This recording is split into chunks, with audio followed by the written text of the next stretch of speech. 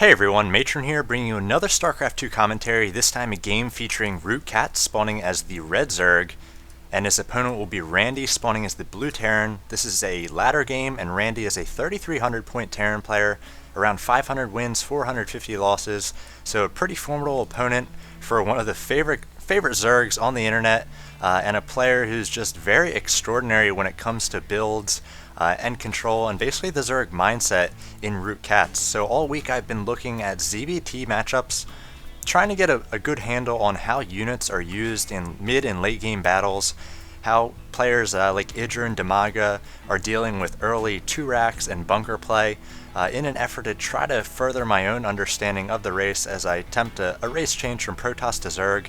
But at this point I really wanted to check out Catz. He's got a lot of fans, as Randy just said that he's one of them, and Catz really deals with situations a lot differently than a lot of the other players. If anybody watches his stream, he just plays different is all I would say. So I wanted to take a look at a replay here as we see him sending out a first scout to the northern position, and this is pretty smart. He wants to make sure his opponent is not in those near positions. The game just really plays a lot differently on this Lost Temple map, especially in this matchup if your opponent is close to you. So now Catz is probably going to be able to go hatch first, knowing his opponent is a little bit farther away. As we see, he is banking minerals, up to 16 workers at this point, and Randy making his first barracks right outside of his base. They are on cross position, so it's going to be quite a bit of time before Randy can get over to Catz's base, but the 2 racks are going down, and this is a very common opener on the ladder. It allows you to apply a lot of early pressure. If your opponent does not react well to it and you bring an SCV or 2 along to bunker in his natural, it'll be very difficult for him to get his economy up and running.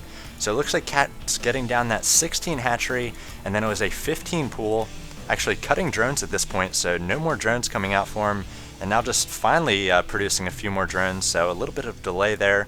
But he was trying to harass that SCV, but the first barracks did finish, the second one about to finish, as we see Randy again going with no gas here. Catz also not adding any gas. At this point in most of my games I would try to add a gas and work on early speedlings, but it looks like Catz foregoing the gas for the moment. We'll see whether he banks up enough minerals for 2 queens here right off the start, as both his pool and his hatch should be finishing shortly, and it looks like an SCV and a Marine are already on their way into his base. In fact, 2 SCVs, so we may see 2 bunkers placed down here by Randy, the first one going down in the northern position here. I like that he has it flush up against the cliff there, going to prevent a bit of a surround, and maybe allow it to finish, as the Zerglings, or the drones, will not be able to get to that SCV. And it looks like Catz bringing a lot of drones here towards the SCV, making sure he's able to take down both SCVs, and now he's got Zerglings coming out as well, so they're going to be able to shoo away these Marines. The Marines taking 1 final prisoner here in this drone, perhaps, but it looks like Catz has a 6-pack of Zerglings, 2 more on the way, and he's going to fend off this early pressure, and I really wonder what Randy is going to be going for here. It looks like he's going to try to bunker, protect himself against a bit of a link counterattack, and get down a natural himself. Again, no gas for him at this point. If we check the economy of both players, it is 14 harvesters to 18, and Randy also has that mule advantage at this point, so he's got quite the lead, but I imagine Catz will be droning up here. Looks like 4 drones on the way, as well as those 2 queens. So it looks like he actually did not get those queens up the second the pool did pop. Instead, he got out those Zerglings first. So pretty interesting decision there, already deviating a bit from what I've seen from the other top players, as well as what I've been experiencing on the ladder. Catz still without gas, so I guess he's not too worried about speedlings at this point. He's got the forward position in front of Randy's base, so he's going to be able to catch any sort of SCVs or Marines which come across the field. And it looks like at this point the 2 queens are just now popping, so pretty late into the game, 6 minutes in to get his queens, and now getting down his extractor as well. So just still droning up, feeling very comfortable at this point, now to 23 to 21 harvesters, as we see Randy pushing Catz off of that tower, so making sure that Catz is not able to get information, adding a second or a third barracks here, as well as 2 tech labs to these first 2 barracks. So he may be going for, it looks like he's going to be going for some sort of stim timing push here, or I imagine as he continues to create units out of these barracks along with that tech lab, creating the, or researching that stim and getting the orbital command up at this natural. But again, he has fallen behind at this point, and sending in an SCV is going to see all these drones in the natural of Catz, and Catz still droning up very hardcore here. At this point, he just has the 12 Zerglings and 33 drones, now 32 to the 24 of his opponent, and it looks like he's getting up a Baneling nest as well.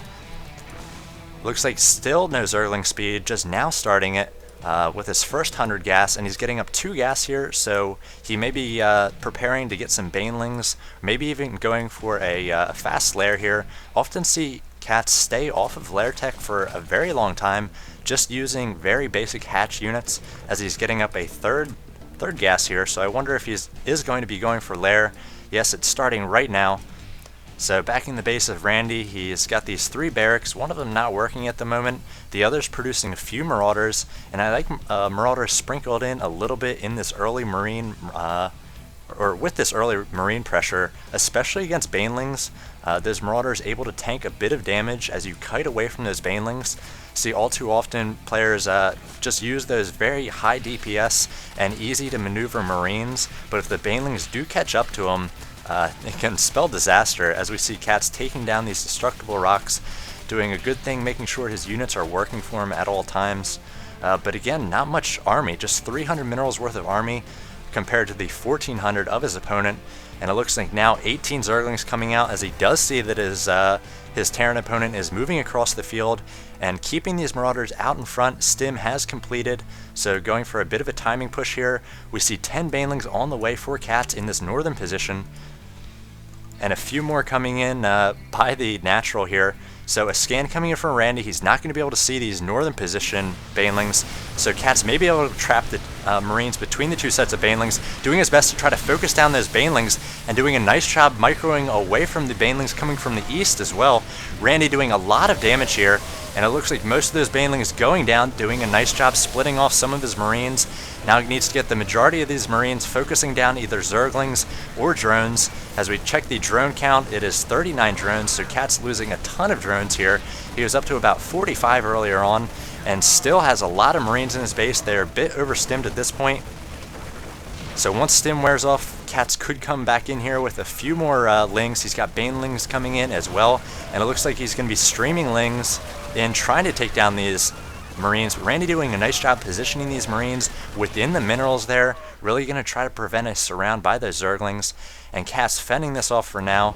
Randy's just got a bit of defense back at home, threw up another bunker while that was all going on, and continues to push off of all these barracks. Back in his base, he's got a factory up and working with a tank, as well as siege mode. He's got +1 weapons working for his infantry, and he's also got a starport down with a reactor.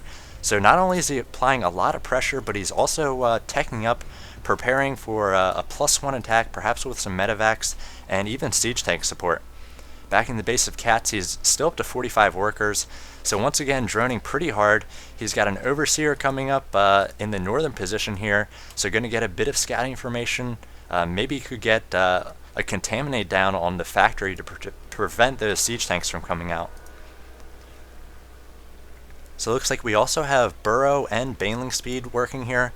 So Catz could get a few burrowed Banelings, but again, Randy did scan before his previous attack, so I imagine he may do that once again, just to get an idea of where those Banelings are, so he can begin microing right away. And yes, he will scan, so burrowed Baneling is not really going to be an option. Catz, again, splitting his forces. He's got a lot of forces to the right, and Randy doing a nice job keeping these Marauders in the front. They're going to try to tank as much damage from these Banelings as possible. Centrifugal hook's not yet done, now just finally finishing. We see the Banelings now rolling in, trying to get to those Marines, and it looks like from behind all the Zerglings were able to take down the tanks. And the Banelings doing a nice job taking down a number of Marines there. 14 Zerglings on the way for Catz, but he's not able to deal with these Marauders at this point. And the Marauders very quickly focusing down this hatchery, able to take down that Queen. Another one on the way for Catz, but Catz having to pull off all these drones at this point to try to defend against this push. The Marauders very powerful with that +1 armor base, and then the Zerglings and drones not doing very much damage to them. No Banelings coming in for Catz at this point. And Catz starting a bit of dialogue here, asking where Randy's from, and then finally, I guess, going to give the GG here as his hatchery does go down. He was working on +1 upgrade here for his Zerglings. Not really sure what he was using all this gas for. He was on 4 gas, so not sure what he was going for in terms of lair tech, but he had a lot of minerals and a lot of gas saved up, 1700 and almost 800 gas. But Randy with a very nice micro, he was able to bypass a few of the traps Catz was trying to lay. Catz had those banelings in the gold position there, tried to get a bit of a flank on his opponent, tried to get a pincher attack going on with both sets of banelings. Randy saw it right away and was able to do a nice job microing behind the mineral line. And Catz kind of droned up in some weird times during this game. That's something I really do struggle with, is kind of drone to army ratio when I should be making both. So I like that Catz was able to get a great economy up and running in the early and mid game. I guess he knew his opponent was going to be going for any sort of stim push, which is something that Protoss are actually seeing on the ladder a bit more. They're able to kind of one gate expand, because Terran hardly ever pushes out against Protoss without that stim, and it's going to come around the 7 or 8 minute mark, perhaps a little bit later if you go for this 2-Rex play and really delay your gas as long as Randy did. So Catz, a lot of good things that he did. He got those queens out a little bit late as well, got out the Zerglings first so that he could easily defend against that bunker pressure. So kind of some weird things that you can mix into your play. Maybe try them on the ladder, see what works for you. But as always, Catz just a very strange player in terms of the normal mechanics that Zerg and the normal reactions that Zerg have to a lot of this pressure. But if you implement some of that into your play, figure out what works, I imagine that you will get better, and hopefully I will as well. As always, if you're looking for more StarCraft 2 action and analysis, check out my channel, Matron StarCraft, at youtube.com. Thanks for watching this one. Take care.